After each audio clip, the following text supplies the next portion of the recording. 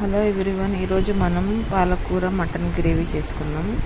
కావాల్సినవి ఉల్లిగడ్డ, పచ్చిమిరపకాయలు, ఇంకా ఒక 4 కట్టల పాలకూర కట్ చేసుకొని వాష్ చేసుకొని సైడ్కి పెట్టుకుందాం. కడిగిన మటన్ తీసుకొని 1 స్పూన్ పసుపు, 1 స్పూన్ ఉప్పు, ఇంకా మనకి 2 స్పూన్ల కారం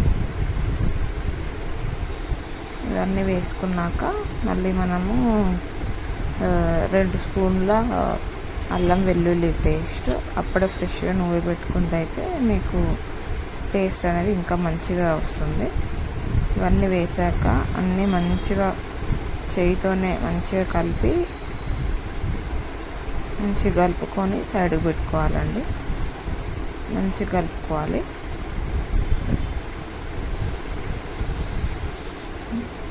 ఒక ½ అన్ అవర్ సైడ్కి పెట్టుకుంటే మంచిది. దీని తర్వాత ఒక కడాయిలోకి గరం మసాలా అంటే ఇలాచీ, చెక్క, ఇంకా జీలకర్ర వేసుకొని మంచిగా కొంచెం వేగాక ఉల్లిగడ్డలు అనేవి వేసుకోవాలండి. ఉల్లిగడ్డలన్నీ వేసుకున్నాక ఒక లైట్ బ్రౌన్ కలర్ వచ్చేదాకా వేగించుకోవాలండి. ఇలా కలర్ చేంజ్ కావాలి. ఇలా కలర్ చేంజ్ అయ్యాక పక్కకు పెట్టుకున్న మటన్ మిక్చర్ ఉంది కదండి, అదంతా మళ్ళీ వేసుకొని మళ్ళీ మంచిగా మిక్స్ చేసుకోవాలండి. మళ్ళీ మొత్తం మంచిగా మిక్స్ చేసుకోవాలి. ఆ మటన్లో నుంచి వచ్చే వాటర్ అంతా పోయేదాకా మనము కలుపుతూనే ఉండాలి.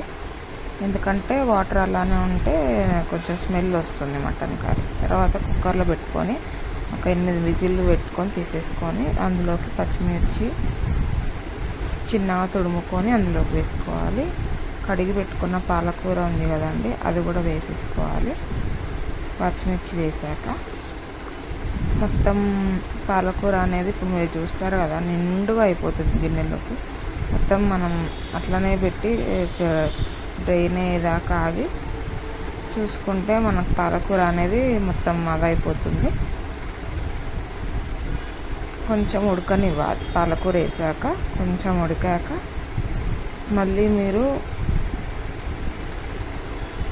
మళ్ళీ కుక్కర్కి మూత పెట్టాల్సి వస్తుందండి. ఇట్లా ఫస్ట్ అయితే ఇదంతా పాలకూర ఇట్లా అయిపోతుంది.